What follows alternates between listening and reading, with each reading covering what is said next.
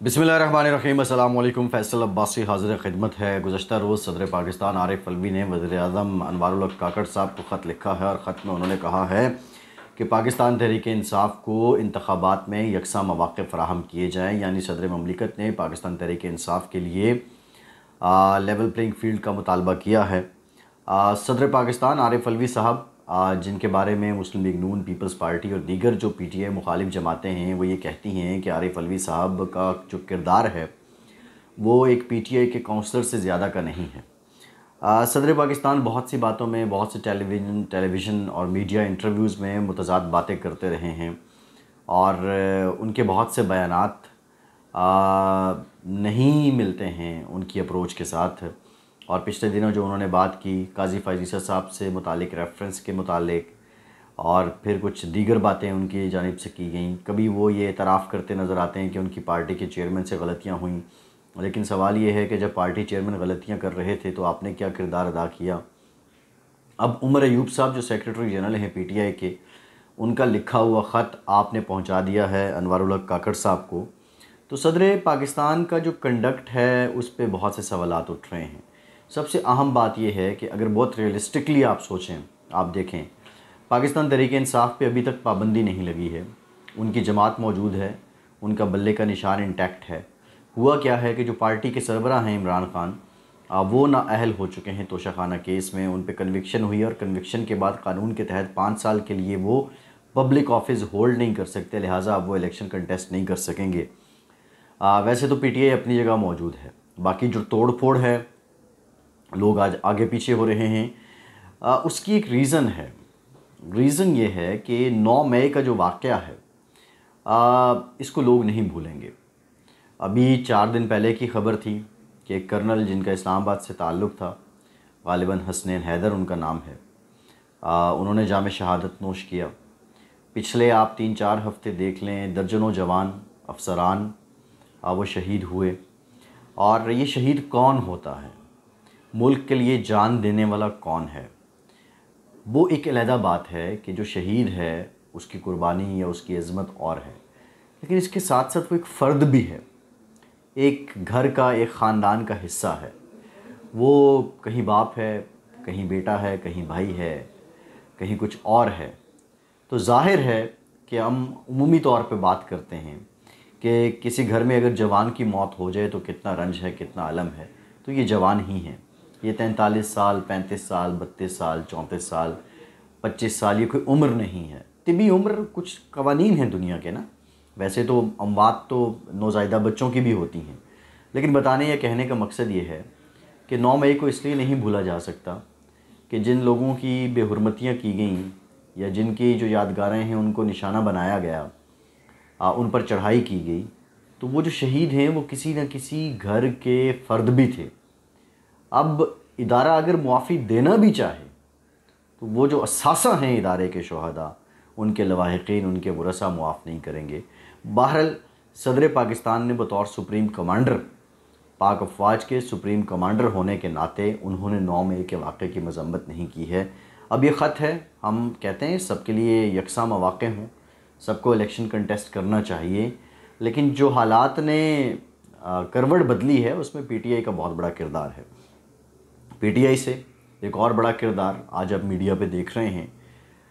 फरागोगी से मुतालिक जो रिपोर्ट्स सामने आई हैं वो बड़ी हैरानकुन हैं कि एक औरत जो 20 करोड़ 50 लाख रुपए की 2017 में मालिक है और उसके एहसासे 3 साल बाद 2020 में 4 अरब 70 करोड़ रुपए पे पहुंच जाते हैं।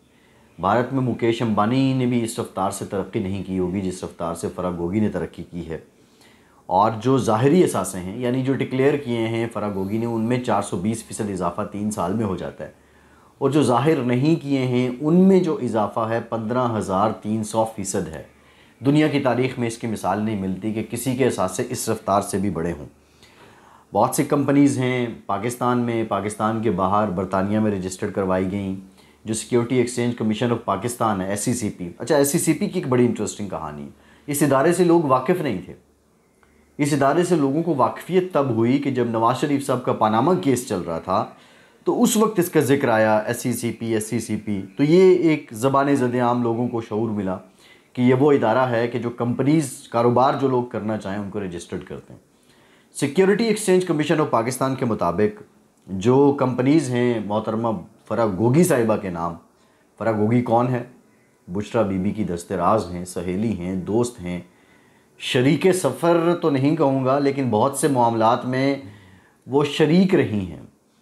Gausia builders, SMC private limited, Alburaq housing private limited, Alburaq food private limited, Almoiz dairy and foods private limited, Dayan properties limited, doctors clinical care private limited और सैनाटोरिया अस्पताल मैनेजमेंट कंपनी प्राइवेट लिमिटेड, ये फ़रा गोगी के नाम पे जो हैं हिस्सादारी है, कहीं वो मालिक हैं। इंटरेस्टिंग बात यह है कि मोहतरमा ने बरतानिया के अंदर ख़ुद को डॉक्टर डिक्लेयर किया और वहाँ पे कंपनी रजिस्टर्ड करवाई। दिसंबर 2019 को प्रॉपर्टी टाइकून से आउट ऑफ कोर्ट मुआहदे के तहत बरतानिया से 190 मिलियन पाउंड पीटीआई हुकूमत को मिले। फ़रा गोगी ने 19 जुलाई 2021 को प्रॉपर्टी टाइकून से 240 कनाल ज़मीन अपने नाम करवाई। ये 240 कनाल की कीमती ज़मीन फ्रंट पर्सन फ़रा गोगी को रिश्वत के तौर पर मुंतकिल की गई। ज़राए बता रहे हैं इस रिश्वत के एवज़ पीटीआई हुकूमत ने 460 बिलियन रुपए हर्जाना केस की पैरवी से इज्तनाब किया। 3 दिसंबर 2019 को प्रॉपर्टी टाइकून से आउट ऑफ कोर्ट मुआहदा किया गया। मुझे नाम लेने की ज़रूरत नहीं है, प्रॉपर्टी टाइकून कौन है आप सबको पता है। 2018 में एक एमनेस्टी स्कीम आई थी और मोहतरमा फ़रत शहज़ादी अलमारूफ़ फ़रा गोगी साहिबा ने इससे भी भरपूर फ़ायदा उठाया और तकरीबन 489 मिलियन रुपए से ज़ायद का जो काला धन है उसको रेगुलराइज़ करवाया गया। 489 मिलियन बन जाते हैं कोई 40 करोड़ के करीब, यानी 40 करोड़ रुपए उस वक्त भी उन्होंने करवाए। बहावलपुर गुजरांवाला में ज़रूरी ज़मीन की मलकियती हैं लेकिन ये गैर ज़ाहिर शुदा है, इनको डिक्लेयर नहीं किया। फ़रा गोगी की इस्लामाबाद और लाहौर में रिहायशी और कमर्शल जायदादें हैं, वो भी गैर ज़ाहिर शुदा हैं। चक्री में 200 कनाल ज़रूरी ज़मीन है फ़रा गोगी के नाम पे, वो भी डिक्लेयर नहीं की है। फ़रा गोगी जिनको मुबैना तौर पे चेयरमैन पीटीआई की अहलिया बुशरा बीबी का फ्रंट लेडी कहा जाता है, वो बड़े घनौने कारोबार जो हैं उनकी मुर्तकब हुई हैं और उनके बैंक अकाउंट्स की जो तफसीलात हैं उन्होंने भी सबको हैरान कर दिया है। फ़रा गोगी और उनके शोहर बतौर जाली doctor gold star euro private limited में काम करते रहे। इसी तरह उन्होंने 11 फरवरी 2022 को मानिका प्राइवेट लिमिटेड का क़याम अमल में लाया गया और फ़रा गोगी के पाकिस्तान में मौजूद बैंक अकाउंट्स की तादाद जो है वो 2019 से लेकर 2021 तक उसमें इजाफ़ा होता रहा, यानी बैंक अकाउंट नंबर्स जो हैं वो बढ़ते रहे। अभी तक एहसन जमील गुज्जर और फ़रा गोगी और उनके पार्टनर्स के मुल्क भर में 102 बैंक अकाउंट सामने आए हैं। इन अकाउंट्स की मालियत 14.5 अरब रुपए है, जबकि ये पैसा चेयरमैन पीटीआई की फ्रंट पर्सन के तौर पर लिया गया। सबको पता है यहाँ पे डीसी लगना, एसी लगना, कमिश्नर लगना, ये सब के पैसे चलते थे। फ़रा गोगी इस पे हाथ साफ़ करती थी और फ़रा गोगी नहीं बल्कि मानिका फैमिली का एक और भी बहुत बड़ा किरदार है, उसके एहसासों में भी ऐसे ही इजाफ़ा हुआ है, and that is Ibrahim Manika, जो बुशरा बीबी का फ़र्जंद है और ख़ावर मानिका साहब का बेटा है। अब कार्रवाइयाँ मुख्तलिफ़ औक़ात में की जाती रहीं, मुख्तलिफ़ हवाले से इनको मोहतरमा को बुलाया जाता रहा, लेकिन ये अभी तक आई नहीं है। इनके रेड वारंट भी जारी किए गए हैं। सवाल ये है कि ये जो अजब करप्शन की गज़ब कहानी आज मीडिया पे भी चल रहा है, खैर मैं इन स्लैंग्स पे तो या इन डायलॉग्स पे तो यकीन नहीं रखता, लेकिन मेरे 2-3 बड़े इंपॉर्टेंट पॉइंट्स हैं। क्या चेयरमैन पीटीआई नाबल्द थे? उनको इस चीज़ की ख़बर नहीं थी कि उनकी नाक के नीचे क्या हो रहा है, उनकी अहलिया की जो सहेली हैं वो क्या कर रही हैं? Number 1 question. अगर वो नाबल्द नहीं थे तो क्या वो अपनी अहलिया के हाथों बेबस थे कि वो इसको उन्होंने दरगुजर किया, इसको इग्नोर किया? अगर अहलिया के हाथों बेबस नहीं थे तो फिर क्या वो इसमें शरीक थे? क्या ये हिस्सा उनको भी जाता था? ये कुछ चीदा सवालात हैं। इम्पॉर्टेंट तरीन बात यह है कि यहाँ पे आपने उस्मान बुज़दार को लगाया। उस्मान बुज़दार एक ऐसा सीएम लग गया कि जो सोने की चिड़िया साबित हुआ फ़रा गोगी जैसे लोगों के लिए। एक बड़ा इम्पॉर्टेंट सवाल है कि क्या चेयरमैन पीटीआई को जब वो वज़ीर-ए-आज़म थे तो ये कन्विंस या ये कन्वे नहीं किया गया कि आपके यहाँ ये मामलात चल रहे हैं, आपके घर से मुबैना तौर पे ये सब मामलात ऑपरेट हो रहे हैं, हमारे ज़रा ये बताते हैं कि बिल्कुल किया गया, लेकिन चेयरमैन पीटीआई ने इस बात को कंसिडर नहीं किया। और फिर कहानी बहुत लंबी है, फिर जो कन्वे करने वाले थे उनसे मुताल्लिक क्या राय बनाई गई, ये अब इतने लंबे लंबे सिलसिले हैं। मैं अगर ये पूरी जो रिपोर्ट है ये मैं आपके सामने रख दूं तो मुझे 10 मिनट नहीं, मुझे 6 घंटे का वीलॉग करना पड़ जाएगा। लेकिन सबसे बड़ा जो सवाल है, मुझसे लोग अक्सर पूछते हैं कि why you are not convince with the point of view of Imran Khan, या आप इस बात पे क्यों आमादा नहीं हैं। ऑनेस्टली स्पीकिंग, मेरी जो ज़ाती राय है, या मेरा कोई बुक्स तो है नहीं, मेरा इख्तलाफ है और आज से नहीं है, जब वो वज़ीर-ए-आज़म थे उस वक्त से है, जब वो वज़ीर-ए-आज़म बन रहे थे उस तरीक़े कार से भी था। लेकिन जो सबसे बड़ा इख्तलाफ है उसके दो बुनियादें हैं। नंबर 1, अब ये रियासत मदीना के नाम पे सब कुछ हो रहा था ना, इस्लाम को बहुत बेदर्दी के साथ सियासत के लिए इस्तेमाल किया गया।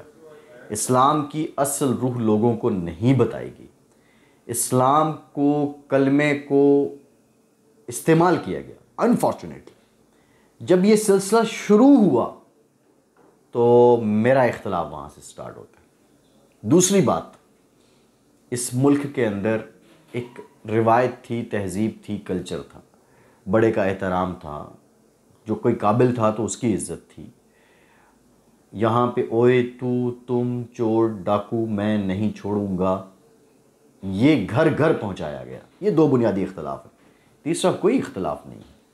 मैं किसी को सियासी अमल से बाहर करने के हक़ में भी नहीं हूँ, मैं लेवल प्लेइंग फील्ड के हक़ में हूँ, मैं किसी के साथ किसी किस्म के जुल्म बर्बरियत के हक़ में भी नहीं हूँ।